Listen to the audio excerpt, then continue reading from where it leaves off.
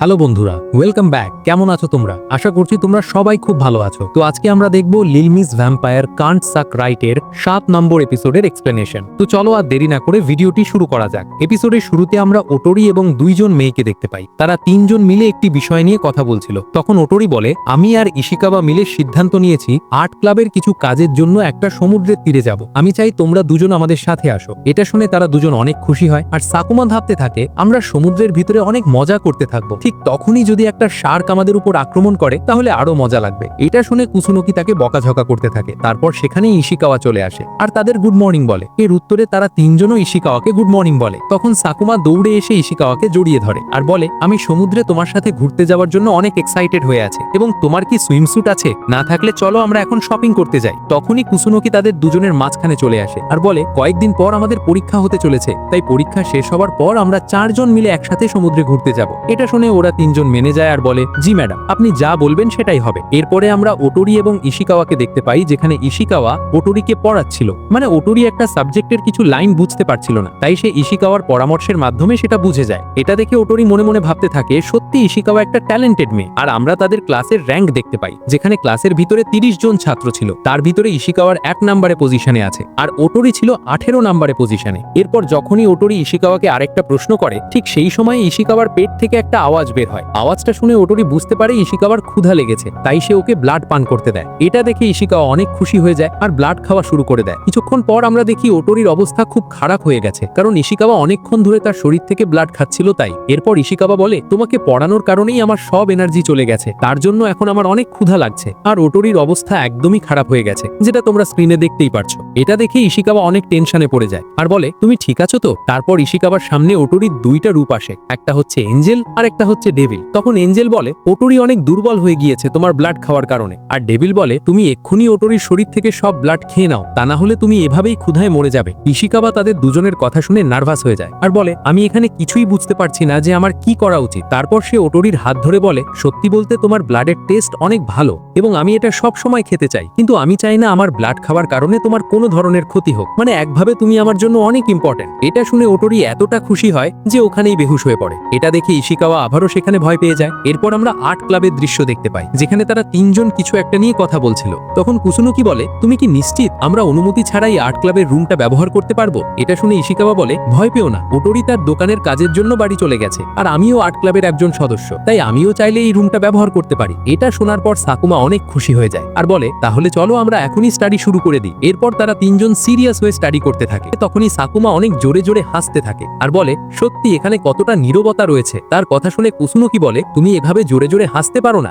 এর কারণে হচ্ছে তোমার জন্য অন্যরা স্টাডিতে ভালোভাবে মনোযোগ দিতে পারছে না। তারপরে কুসুনোকির দৃষ্টি বারবার একটা মূর্তির দিকে যাচ্ছিল, যার কারণে সে মনোযোগ লাগিয়ে স্টাডি করতে পারছিল না। তার এই কাহিনী দেখে সাকুমা বলে, তোমাকে স্টাডিতে ফোকাস দেওয়া উচিত নাকি এই মূর্তিটার উপরে। এরপর তারা অনেকগুলো বিষয় স্টাডি করতে থাকে এবং ইশিকাওয়া অনেকগুলো জুস খাচ্ছিল, কিন্তু তারপরেও তার ক্ষুধা যাচ্ছিল না। এটা দেখে সাকুমা বলে, আমার মনে হচ্ছে এখন তোমার ওটোরির কথা মনে পড়ছে। ইশিকাওয়া বলে, যতই খাচ্ছি ততই আরো বেশি ক্ষুধা লাগছে, বুঝতে পারছি না কি করব। এটার পর কুসুনোকি বলে, আমার মনে হচ্ছে তোমাকে ওটোরির 2 হাত থেকে ব্লাড খাওয়া উচিত। তখন ওই জিনিসটা ইশিকাওয়া ইমাজিন করতে থাকে আর বলে, আমার মনে হচ্ছে এটা ঠিক হবে না। তখন সাকুমা তাকে বলে, আমিও এই কাজে তোমাকে সাহায্য করব। মানে সেও তার হাত থেকে ইশিকাওয়াকে ব্লাড খেতে দেবে ওটোরির মতো, যেটা তোমরা স্ক্রিনে দেখতে পারছো। এগুলো শুনে বেচারা ইশিকাওয়া অনেকটা কনফিউশনে পড়ে যায়। তারপর সাকুমা এবং কুসুনোকি অনেক খুশি হচ্ছিল, কারণ তারা মনে করছিল যে তাদের প্ল্যানটা অনেক কাজের। এরপর সিন শিফট হয়, আমরা ক্লাসের দৃশ্য দেখতে পাই, যেখানে সব ছাত্রছাত্রীরা পরীক্ষা দিচ্ছিল, যাদের ভিতরে কিছু ছাত্র ভালোভাবে লিখতে পারছিল আর কিছু ছাত্রের অবস্থা খুব খারাপ ছিল। কিন্তু ইশিকাওয়া অনেক কনফিডেন্সের সাথে পরীক্ষা দিচ্ছিল,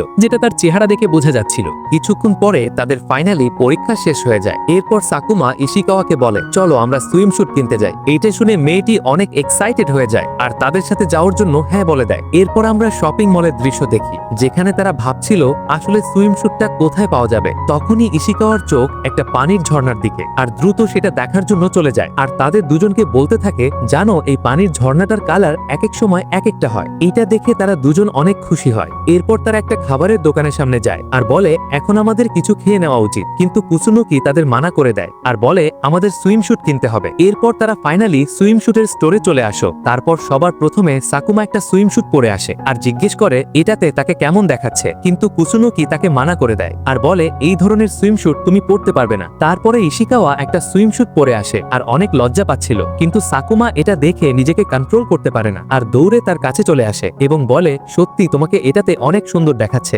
এরপর ইশিকাওয়া এক একটা করে সুইমস্যুট পরে দেখছিল, যেগুলো তোমরা স্ক্রিনে দেখতেই পারছো, আর সত্যি বলতে সবগুলোতে তাকে অনেক পারফেক্ট দেখাচ্ছিল। এরপর কুসুনোকি ইশিকাওয়াকে সুইমস্যুটের প্রপার একটা সেট পরিয়ে দেয়, যেটা দেখতে একদমই বোরিং লাগছিল। তাই ইশিকাওয়া সেগুলো চেঞ্জ করার জন্য ভিতরে চলে যায়। এরপর ইশিকাওয়া ড্রেস চেঞ্জ করে বাইরে আসে, তখন সে দেখতে পায় সাকুমা এবং কুসুনোকি কোনো একটা বিষয় নিয়ে ঝগড়া করছিল। পরে হঠাৎ ইশিকাওয়ার অন্য একটা জিনিস পছন্দ হয়ে যায় আর সে ওটার দিকে দৌড়ে যেতে থাকে। এরপর আমরা দেখি তারা দুজন যেই জিনিসটা নিয়ে ঝগড়া করছিল সেটা হচ্ছে একটা সুইমস্যুট। আর এটা কি ধরনের সুইমস্যুট এটা তো তোমরা স্ক্রিনে দেখেই বুঝে ফেলেছো। এরপর তারা দুজন লক্ষ্য করে যে ইশিকাওয়াকে কোথাও দেখা যাচ্ছে না। এটা দেখে তারা দুজনেই অনেক ভয় পেয়ে যায় আর ভাবতে থাকে কেউ মনে হয় তাকে কিডন্যাপ করেছে। এরপর তারা দুজন বিভিন্ন জায়গায় ইশিকাওয়াকে খুঁজতে থাকে, কিন্তু কোথাও পাচ্ছিল না। পরে হঠাৎ তারা দেখতে পায় ইশিকাওয়া মন খারাপ করে একটা টেবিলে বসে আছে। এটা দেখে তারা দুজন ওর কাছে যায় আর জিজ্ঞেস করে, ইশিকাওয়া তোমার কিছু হয়নি তো? আর তুমি এখানে একা বসে আছো কেন? আমরা তোমাকে কত জায়গায় খুঁজেছি কিন্তু তোমাকে পাইনি। এরপর ইশিকাওয়া অনেক ইমোশনাল হয়ে পড়ে আর সাকুমা এবং কুসুনোকি বলে, তোমরা দুজন আমার সুইমস্যুটের জন্য এত কষ্ট করছো, কিন্তু আমি তোমাদের জন্য কিছু করতে পারছি না। আর আমি মনে করেছিলাম তোমরা দুজন আমাকে ছেড়ে একা বাসায় চলে গেছো। এটা বলেই সে অনেক কান্না করতে থাকে। এই কথাগুলো শুনে তারা দুজন অনেক ইমোশনাল হয়ে পড়ে আর কুসুনোকি তাকে শক্ত করে জড়িয়ে ধরে আর বলে, আমরা কখনোই তোমাকে ছেড়ে যাব না বোকামে। এই দৃশ্যটা দেখে আমিও একটু ইমোশনাল হয়ে পড়েছিলাম। তোমাদের এই দৃশ্যটা কিরকম লেগেছে তা কমেন্টে জানাবে। এরপর দৃশ্য চেঞ্জ হয়, আমরা দেখি তারা শপিং করে যাচ্ছিল। তখন ইশিকাওয়া বলে, কুসুনোকি তুমি এখন আমার হাতটা ছেড়ে দিতে পারো। কিন্তু কুসুনোকি তার কোনো কথা শুনে না আর ওভাবে হাতটা ধরে রাখে। তখনই সেখানে ওটোরি চলে আসে। এইটা দেখে তারা জিজ্ঞেস করে, তুমি এখানে কি করছো? উত্তরে ওটোরি বলে, আমি ভেবেছিলাম ইশিকাওয়ার ক্ষুধা লেগেছে তাই এখানে এসেছি। তখনই ইশিকাওয়ার পেট থেকে একটা আওয়াজ আসে আর সে ওটোরির হাত থেকে ব্লাড খাওয়া শুরু করে দেয়। এরপরে কুসুনোকি ওটোরির হাত ধরে যাতে সে তাদের থেকে আলাদা হতে না পারে। সত্যি এটা অনেক ফানি সিন ছিল। তারপর আমরা ইশিকাওয়াকে দেখতে পারি সে তার বাসার ভিতর সুইমস্যুট পরে ট্রেনিং করছিল। মানে সে প্রথমবার সমুদ্র সৈকতে যাবে তাই বাসায় একটু ট্রেনিং করছে। এরপর সে বোটটার উপরে উঠে অনেক এনজয় করছিল আর ইমাজিন করতে থাকে যখন সমুদ্রে যাবে তখন সেখানে বোটটার উপরে উঠে মাঙ্গা এবং গেম খেলবে। তখনই তার পেট থেকে একটা আওয়াজ আসে আর সে আবারও কল্পনা করতে থাকে, যদি সমুদ্রের মাঝখানে আমরা দুজন থাকি তাহলে কি হবে। মানে সমুদ্রের মাঝখানেই আমাদের অনেক ক্ষুধা লেগে যায়। তখন ওটোরি তার জন্য টমেটোর জুস বের করে এবং আমার জন্য তার হাতটা এগিয়ে দেয়। পরে আমরা দুজন মিলে সুন্দরভাবে ড্রিঙ্ক খেতে থাকতাম এবং এনজয় করতাম। এগুলো ভেবে সে অনেক বেশি খুশি হচ্ছিল। এরপর সিন শিফট হয়, আমরা ওটোরিকে দেখতে পাই সে তার ফোন চেক করতেছিল, যেখানে ইশিকাওয়া তাকে মেসেজ করে বলে, সামনে তো আমাদের আর পরীক্ষা নেই, তো আমরা কবে যাচ্ছি সমুদ্র সৈকতে, আর আমি প্ল্যান করেছি এই সবগুলো জিনিস কিনবো। এটা দেখে ওটোরি মনে মনে ভাবতে থাকে সত্যি সে অনেক এক্সাইটেড হয়ে আছে আর তার প্ল্যানও অনেক অসাধারণ। তখন তার মা বলে, কোনো কিছু হয়েছে নাকি? উত্তরে ওটোরি জানায়, আমি আর আমার বন্ধুরা মিলে একটা সমুদ্র সৈকতে ঘুরতে যাব। এইটা শুনে তার মা একদম আশ্চর্য হয়ে যায় আর বলে, তুমি একটা মেয়ের সাথে সমুদ্র সৈকতে যাবে? তখনই ওটোরি তার মাকে বোঝাতে থাকে, মানে এখানে ওটোরির অবস্থা খুব খারাপ হয়ে গিয়েছে, যেটা তোমরা স্ক্রিনে দেখতেই পারছো। এরপর আমরা ক্লাসের দৃশ্য দেখতে পাই যেখানে ওটোরির অবস্থা খুব খারাপ। সে সারা রাত জেগেছিল এইসব চিন্তা করে। তারপর ক্লাসে ইশিকাওয়া চলে আসে আর তার সাথে অনেকগুলো জিনিসপত্র ছিল যেগুলো সে সমুদ্র সৈকতে নিয়ে যাবে। তখন ইশিকাওয়া ওটোরিকে বলে, সত্যি আমি সমুদ্রে যাওয়ার জন্য অনেক এক্সাইটেড হয়ে আছি। এটা শুনে ওটোরি একটু অবাক হয়ে যায় আর তাকে বলে, আমি জানতাম না তুমি সমুদ্র সৈকতে যাওয়ার জন্য এতটা এক্সাইটেড থাকবে। এটা শুনে ইশিকাওয়া বলে, আমি প্রথমবার সমুদ্র সৈকতে যাচ্ছি তার কারণে এতটা এক্সাইটেড হয়ে আছি,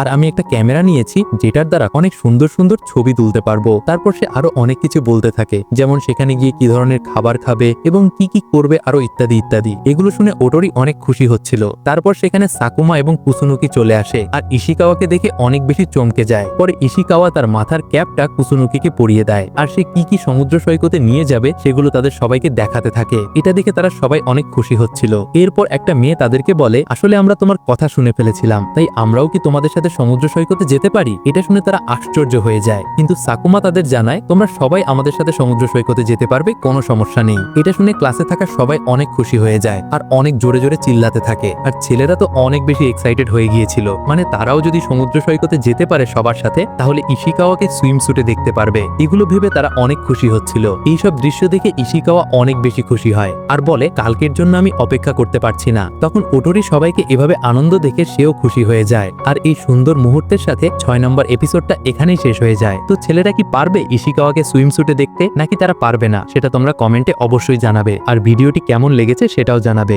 দেখা হচ্ছে পরের ভিডিওতে।